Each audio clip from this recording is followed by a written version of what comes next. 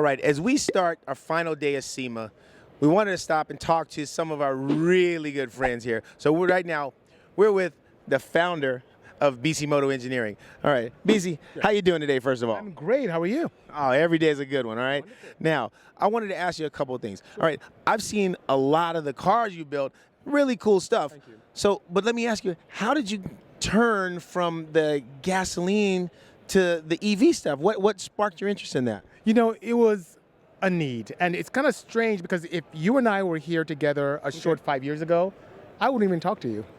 I had no interest in anything EV. I thought that EVs were for tree huggers and people who wore hemp sandals and it was just for slow. It was rubbish. I wouldn't even sit in an electric vehicle, right? However, I had the opportunity to come here in Las Vegas to the Consumer Electronics Show. Okay. And I saw a lot of my partners in the OEM space that had nothing but EVs on display. And I felt, as I build cars for a lot of the major OEMs, you know, for show opportunities and to showcase their wares to the youth market, if I want to remain relevant, I need to learn this technology because that's where my partners were going. Absolutely. You know, great frame of mind, and that's what keeps you relevant in this industry. Yes, it was, but I reluctantly built my very first EV. And what was the first EV you built? It was my Porsche 935. Okay. It's like Tribute K3 Kremer vehicle. It's absolutely beautiful. I built it because I wanted something at least that looked cool as I built this thing I hated building until I drove it. That changed your mind. Okay, and now, what was the first experience? What? I almost urinated myself. That thing was the most Okay, that's a neck snapper. It was the most terrifying, amazing thing I've ever driven. And as an enthusiast first, before being an engineer, I want to go fast. And I couldn't deny the torque, the acceleration. It made my natural aspirated cars, which I took pride in building record-breaking, award-winning natural aspirated, small displacement, high RPM cars. It made those feel slow and even laggy. So overnight, I became an enthusiast and an advocate for a technology that I despised a few short years ago.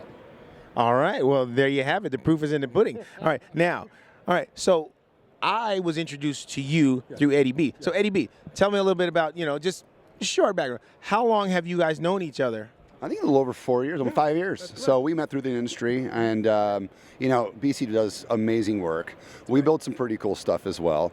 And when you develop stuff like this, you tend to try to piggyback off each other and collaborate.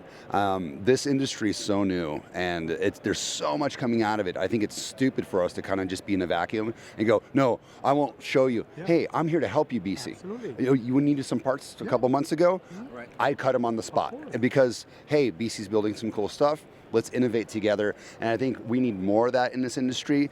Less people try and go, well, I'm going to go our separate ways. Let's combine forces because I mean this new ocean is so vast and so crazy. Exactly, I agree 100%.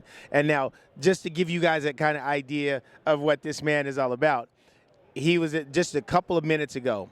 Danny Boy and I were talking about this actual interview, and a gentleman came up and he was like, is that BC? Is that BC from Bisimoto? I've seen him on Jay Leno, and I've seen him on this show, and I've watched his film. He's like, oh, I just want to shake his hand. So I was like, excuse me, hey, BC, do you mind, saying hi to this gentleman for a second? He stopped what he was doing, came over, and actually gave the man the time of day. And that says a lot about your character. And, we appreciate everything you're doing, and we're definitely looking forward to working with you in the future. Absolutely. So, hey, first of all, thanks for taking the time to do this. Indeed. Eddie B, my man, as always. Hey, all right, we're going to go walk around a little bit more, enjoy some more of the last day of SEMA, and we'll follow up with you guys here shortly.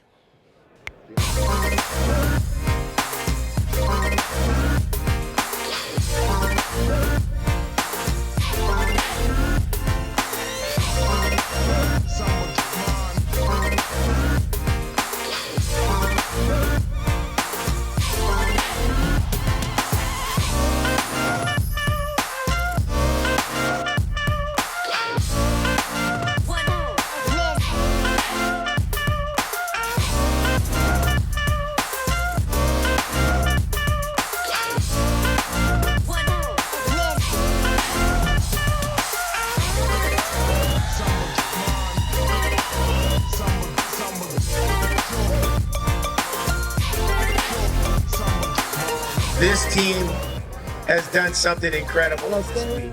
These guys literally started with a fully functional hot rod with a 348 in it, and they took this car down to bare bones and put in an electric powertrain, fired it up. You guys just saw it run. So if you don't mind, give these guys a huge round of applause. And you know what? Hey,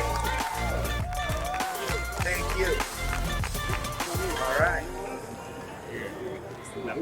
You guys killed it. All right. All right. As we wrap up the final day of SEMA 23, we hit the rounds and talked to a few of our friends around the area. And one of the people we wanted to give a shout out to was Sam over at AEM. Man, you have been instrumental in helping with anything that we've had problems with, or, you know, just learning curve, the whole nine.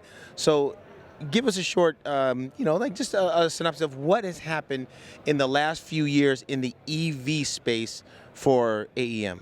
So this is actually quite interesting. All right. Well, so this is actually quite interesting. So back in 2019, AEM, we were unveiled the VCU 200 and the VCU 300. And back then, we were the only company on the showroom floor at PRI 2019 with an EV product. And now here we are in 2023, just 4 years later, minus 1 year because of COVID, and we have this whole section, this whole industry, this whole market that has evolved from that one product. You know, the VCU coming on board just showed us that there was this market that was growing that just needed nurturing, and we came in. We're trying to make it simpler, we're trying to make it easier, we're trying to make it safer, we're trying to make it fun, and just another avenue of hot rodding. It's just hot rodding 2.0. That's what we're going to call it, hot rodding 2.0. Well, you know what? That's Eddie B's phrase there. I'm going to let Eddie B tell you a little bit about that. Hot rodding 2.0. Yeah, so we do a lot of land speed racing. We got the Doc, we got the Hillbilly Deluxe. We're building a car for Tim Allen. Your products are pretty much in every one of our cars. We're trying to push, you know, boundaries, leaps and beyond of what people thought. Electric cars aren't slow anymore. We're kicking the pants off a lot of these ICE guys and having some good times with it. And, you know, you guys have been instrumental for that and been a big part of our builds and what we're doing. And, you know, we got a couple of cars of ours here today, and Mustangs around the corner, and the amount of attention that we have gotten, especially, you know, with your guys' showcase in the back of that car, people are now going, whoa, AEM is a big name, and to see them in EVs is even bigger. So if you guys are paying attention to EVs, it's making a lot of these guys turn their heads and pay attention to what's going on in this industry. All right. Now, before we actually wrap up, Maddie, you've been walking around a little bit. Yeah. Tell me what's some cool stuff you've seen today? Oh, man. It's been really cool to see all the different applications that the Owl motor's in, the Revolt motor, to see it hook up to a transfer case. I've not seen that yet in the flesh, so I'm pretty stoked on that. It's just been, there's so much cool stuff, you get desensitized to it, and you got to stop and like realize how cool every single car you're going past is. So it's just been, yeah, I'll figure out how cool it is like 2 weeks from now when I like come down. All right. So, well, just really quickly, you said multiple builds with our motors in it. Give me a rundown of what you saw that had a Revolt motor. There was us, obviously. There was the Ford, the bump side truck, Miata. The Miata is going to be so fast. Oh, that Miata from Torque Trans is going to be the fastest Miata in the world. There's a first-gen Camaro, the blue one. There was the Mercedes. Am I missing any? Because we had the land speed car. Yep. The land speed car was the one you missed. There's it. All right. Yeah. So Revolt presence was really strong this year, and we couldn't be more proud of our accomplishments. And I think that's going to be it for SEMA 2023. Favorite EV? All right. Favorite EV? Go. Start from that side. Okay, the Welsman. We're going to defer to the Welsman. All right, Eddie B. Okay, well, I'm not doing this because it has our motor in it, but that G-Wagon is my favorite EV here. Come on, Sam. Give me a good one. EVs. I know you've seen a lot of them. Yeah. I would say the Industry Garage 280Z with a full carbon fiber body, a large Tesla large rev unit in the back of it. That's going to be fun. That is nice. All right. You know what, Danny boy, I'm going to need you to go on and practice on your Zoom. See that SL Benz over there? That is my favorite. Oh, yeah. Yeah, it's on a Model 3 platform, and it has all the sensors. It has all the creature comforts. It has the self-driving. complete package, just in a 1955 Mercedes SL. All right, Maddie, you're on the spot now.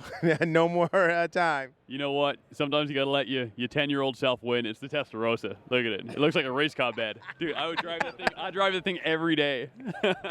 Sweet race car. It does look like a race car bed, dude. And one of the cool things is you're sitting right in the middle driving. Yeah, so you got room for two friends on the side in a Testarossa. All right. Hey, thank you guys for joining us here at SEMA 2023, and we'll see you guys next time on Revolt Garage.